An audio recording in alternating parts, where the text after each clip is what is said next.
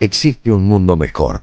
Quédate a disfrutarlo, que juntos somos un montón. Y a este montón que juntos somos, si no estamos juntos ya no somos este montón, le proponemos a partir de este momento, como lo hacemos todos los días de 14 a 16, de enero a diciembre, de lunes a viernes aquí en la M530, Somos Radio, la radio de Madres de Plaza de Mayo, un ejercicio de imaginaciones compartidas.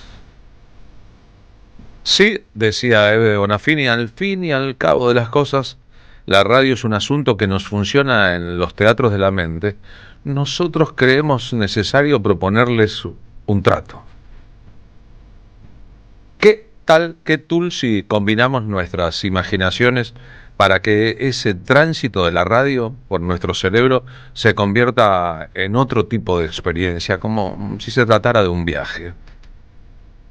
No un viaje para evadir, no un viaje para no pensar, sino un viaje para cobrar perspectiva, para poder mirar las cosas desde otro punto de vista. Ustedes saben, la radio es un sonido que nos ingresa si le prestamos la atención adecuada por nuestros oídos, pero los sonidos evocan y entonces nos proporcionan imágenes, tal vez recuerdos. Los sonidos también importan. El silencio.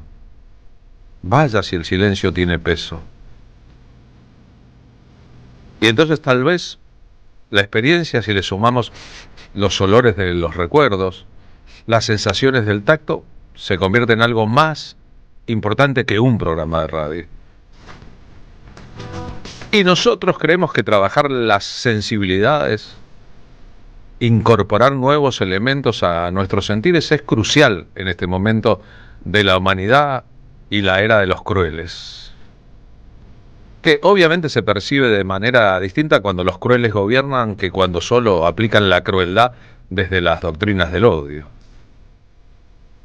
Así que si esta es una forma de división del mundo completo desde hace mucho tiempo, los empáticos y los no empáticos, los amadores y los odiadores, e incluso los indiferentes y su cría, nosotros creemos que hay que trabajar en los propios contenidos.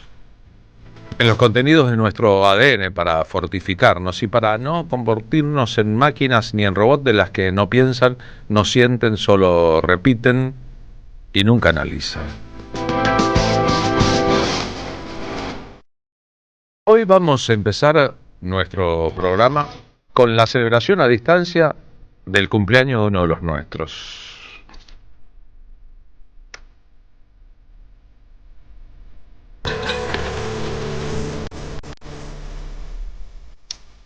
En Rosario, que sin su aporte sería otro Rosario, nació el 21 de julio del año 1948 el músico que conocemos como Lito Nebbia.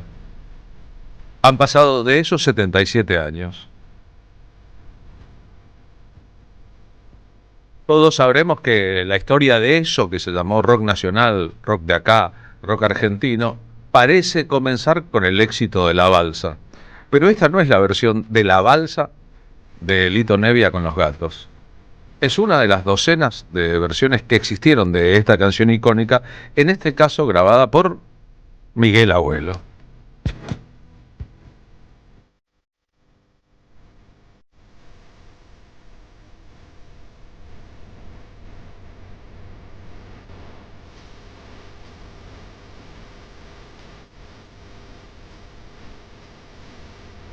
Félix Francisco Nebbia, y el nombre real. Ojalá estés bien. Lito nació en el seno de una familia de artistas.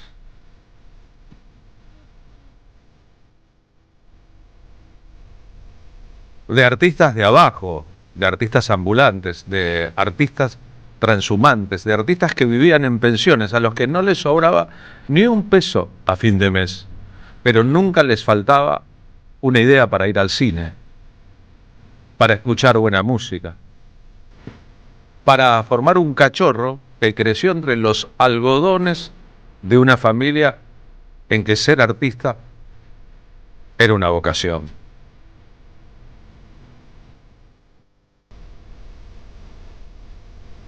Y así fue entonces como aquel chico crecido a fines de los 40, que era un niño cuando desembarcó en estas costas. Empezaban las invasiones bárbaras, el rock and roll y luego, en la década siguiente, el Britpop. Estaba en condiciones de sintetizar todo eso, absorbiéndolo primero, cantando primero en inglés, estando en un grupo rosarino que se llamaba los Wildcats, los Gatos Salvajes, y haciendo él adelante la transición desde aquel momento en que si era música rock pop debía ser en inglés, rumbo a la concepción de ¿por qué no en castellano? La balsa no fue el primer tema de la historia del rock en castellano, sino el primero exitoso, el que vendió 200.000 discos y convenció al negocio de la música de que era posible que acá, en el sur de todo, empezaran a aparecer artistas que ya no hacían los covers de los grandes éxitos anglosajones, que ya no cantaban ni le llamaban a sus bandas con nombres en inglés, sino que podían combinar lo que venía de afuera con lo propio. Mucho más adelante, ya consagrado, Lito Nevia se convirtió en un sinónimo de cómo la música de raíz rockera o popera debe necesariamente, para crecer, relacionarse con las músicas que la rodean. Esta se llama Nueva Samba para mi tierra. Esta se llama Solo se trata de vivir.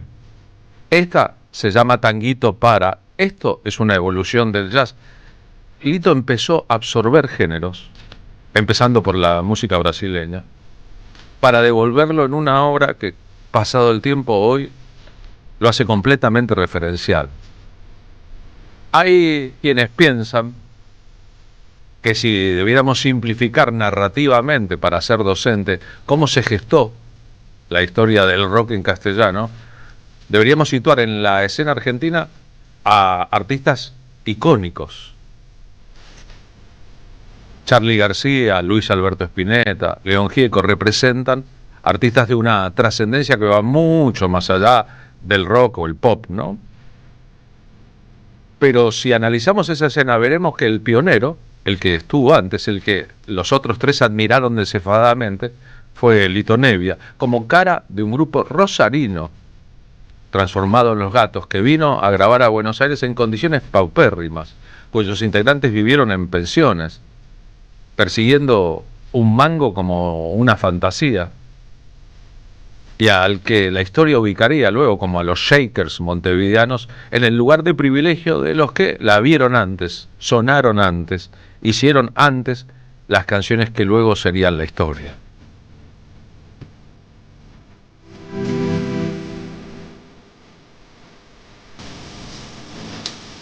Por las intensas trapisondas que sufrieron los artistas de aquella época de parte de las multinacionales del disco y de las discográficas en general, contratos completamente leoninos a chicos jóvenes, a veces menores de edad, que no tenían ni la menor experiencia, ni siquiera representantes, el ninguneo de los artistas y su puesta en servicio a los negocios discográficos, es que mucho más adelante Lito Nevia pudo cristalizar la idea que todos tuvieron alguna vez. Che, ¿y si hago un sello propio? ¿Y si fundo una marca para que, en todo caso, no me estafen reiteradamente y poder propiciar la buena música? Le debemos a Lito Nevia al sello Melopea. Cuando Roberto Goyeneche no tenía contrato con discográficas, Melopea publicaba discos de Goyeneche. Cuando Adriana Varela no conseguía una multinacional, Melopea publicaba discos de Adriana Varela. Cuando Fats Fernández no tenía ningún ofrecimiento, como tantos otros músicos de jazz de parte de la industria, Melopea publicaba sus discos. Compartimos en el streaming de la M530 en YouTube una foto de la casa en la zona norte de Buenos Aires donde vive Lito Nevia. ¿Y qué vemos? Miles y miles y miles de discos compactos de la música del mundo, porque además de eso, el bueno de Lito Nevia siempre fue un melómano incurable, un difusor y un hombre que absorbió música para tratar de devolverle a la sociedad argentina una parte de lo que la sociedad argentina le produjo a él. Después está su forma de cantar, esta forma de cantar.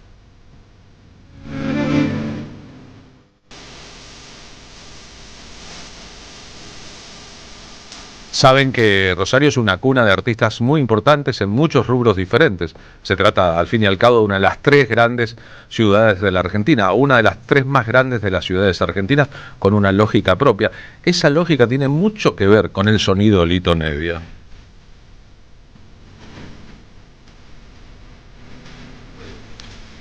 Una vez trabajando para una película sobre la historia de las resistencias peronistas, Lito Nebbia, filmado por cámaras, me contó una historia respecto a la cocina de su casa en la que había una foto de Evita de Rodete. Y contó cómo su madre se peinaba con el mismo rodete de Evita.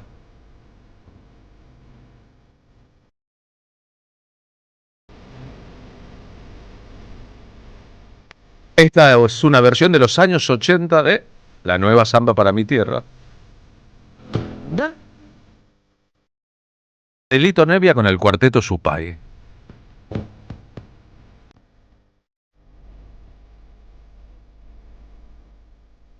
Saben que ya en los años 70 Lito Nebbia empezó a experimentar con la música de raíz folclórica. Hizo un dúo muy recordable con Domingo Cura. El primer Unplugged grabado en la Argentina, un disco que salió al mercado como el Acusticazo, mostraba a Lito Nebbia con Domingo Cura haciendo además una canción de reivindicación de los afrodescendientes llamada Vamos Negro.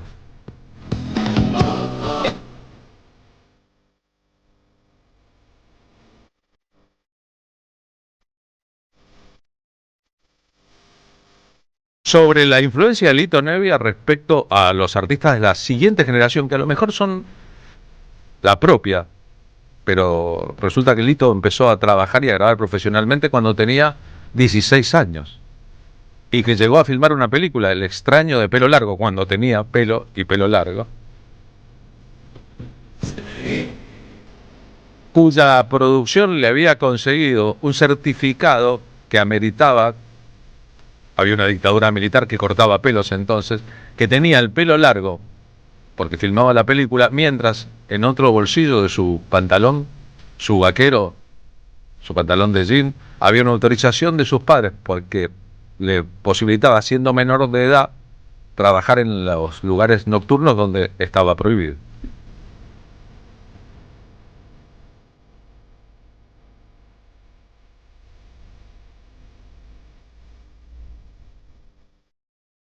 En tributo a eso, cuando el flaco Luis Alberto Spinetta hizo su concierto de las bandas eternas, y además de invitar a determinados músicos, recorrió ciertos temas de aquellos que a él le parecían importantes en la historia. Por eso hizo un tema de Tanguito, hizo un tema de Papo, hizo un tema de Miguel Abuelo, incluyó obviamente uno de Lito Nebbia.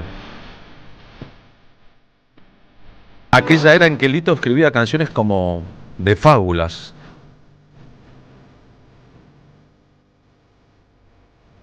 La versión de Spinetta en vivo de El Rey Lloró.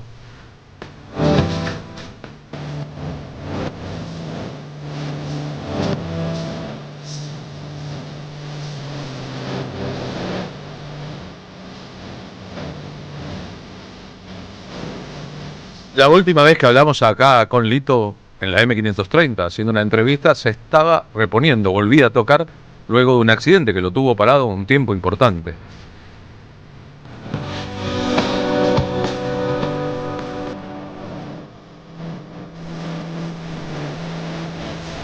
Salvo en la era de los gatos, cuando todo era nada al principio,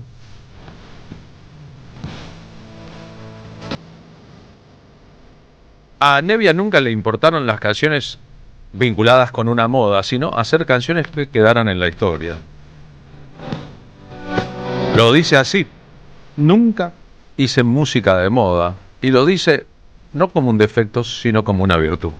Justamente que la música que hago nunca es de moda. Hago un cierto estilo que tiene la característica de mi armonía, mi manera de tocar el piano, la guitarra, mi manera de cantar, las líneas melódicas que hago. Bueno, la gente que le interesó lo encuentra y nada más, ¿no?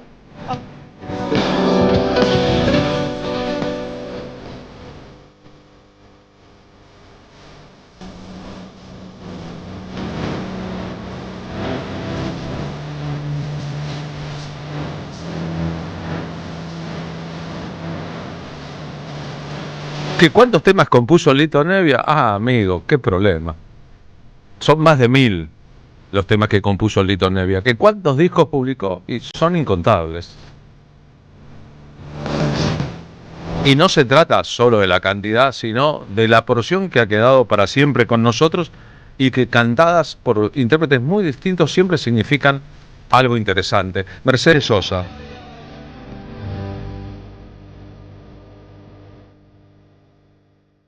Las canciones del exilio mexicano de Lito Nebbia.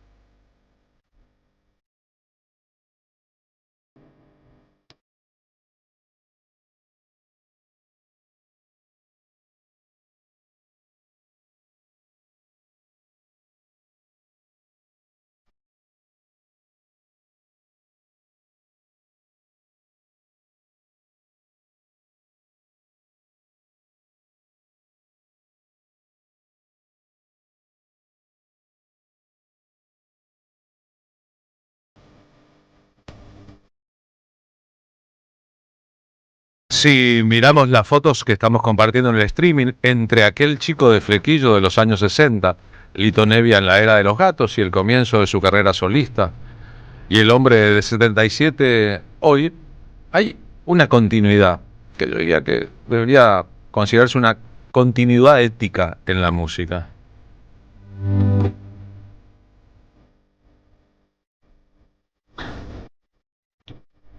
Esa ética constituye al mismo tiempo un estilo propio, muy reconocible, que ha sido homenajeado por medio planeta a esta altura.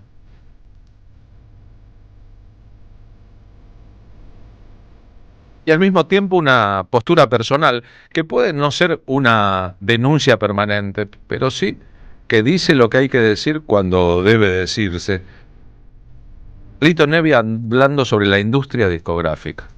La lucha que tenías para poder grabar tu propia música sin que nadie te la cambiara ya era una lucha tremenda, ¿viste? Porque era muy difícil conseguir poder hacerlo, ¿entendés?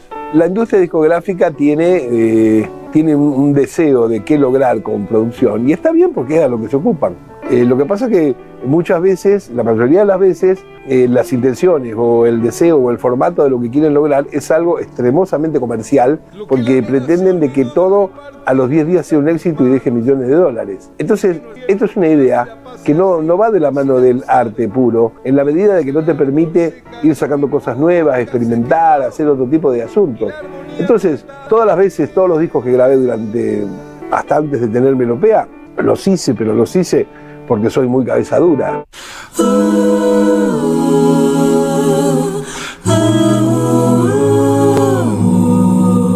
El haber hecho su propia compañía discográfica, apostando a eso y dándole la posibilidad a gente que si no, porque no construye un éxito en 10 minutos, no hubiese grabado.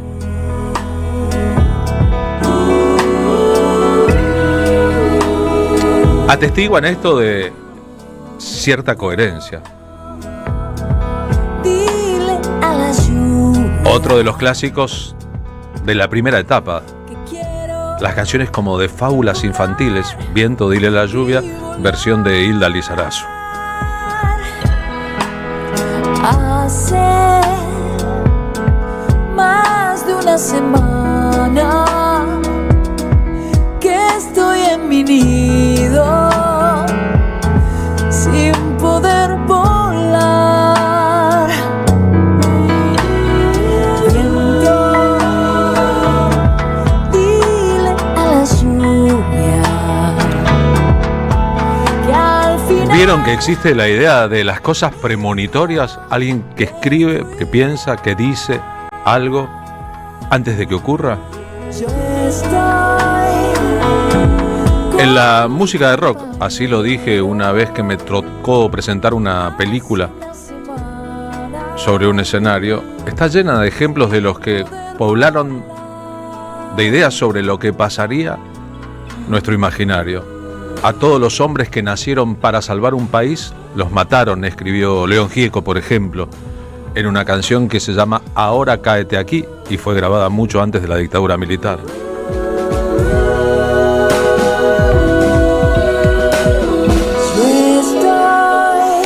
Lito escribió en una canción previa a la dictadura militar El otro cambio, los que se fueron. Esta es la versión que grabó Fito Páez de este clásico de los años 70.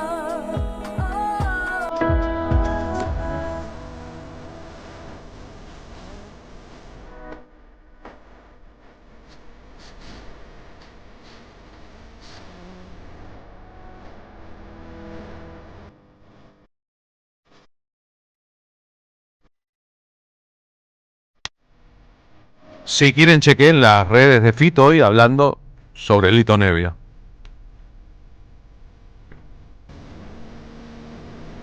Sobre el lugar único que ostenta desde que en 1967 la balsa vendió 200.000 ejemplares.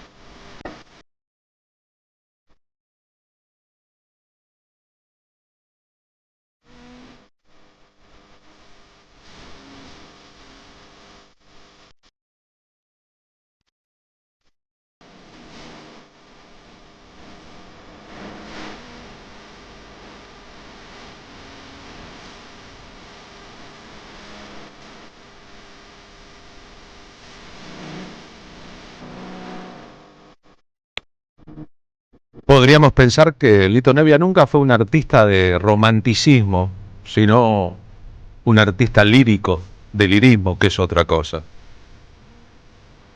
Que hay quienes dicen que fue mejor melodista que letrista, pero ¿escuchan esta letra?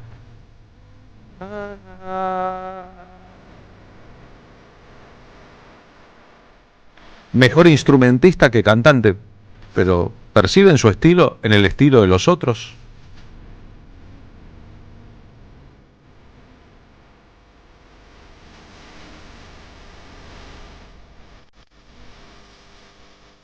Y posiblemente sería buenísimo darnos cuenta de que fue un artista que luego del diagnóstico, luego de ver de qué se trataba el mundo en que había ingresado, muy Nobel, tomó sus propias iniciativas para transformarlo en algo mejor. No era su deber. En rigor debía hacer las mejores canciones posibles y grabarlas en las mejores condiciones posibles.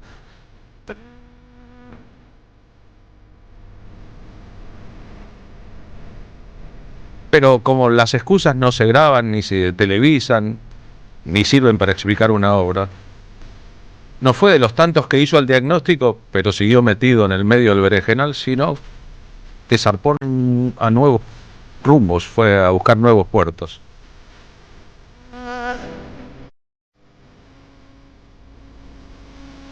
Cuando Eduardo Miñona estaba haciendo la película que se transformó en la primera biografía de Evita estrenada en la democracia, pensó que la canción principal debía tener música de Lito Nebbia y fue a buscarlo para que ambos compusieran Quien quiera oír que oiga, Silvina Garré.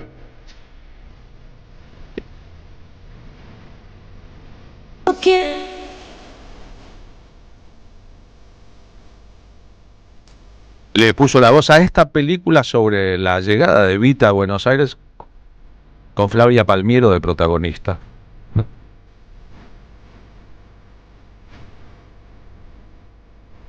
Más de 40 años después del estreno de la película, y de la aparición de esta canción en la banda de sonido,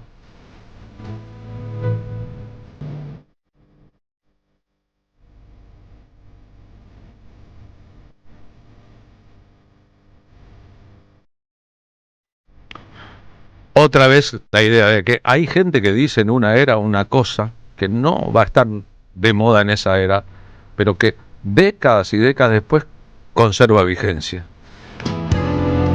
¿Sí?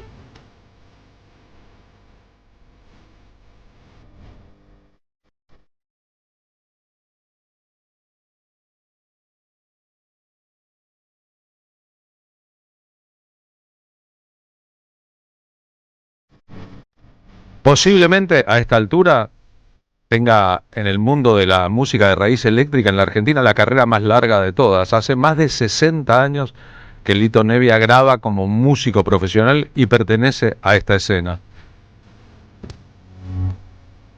Ya actuó en el Lollapalooza, ya tuvo todos los homenajes posibles de parte de los que vinieron después.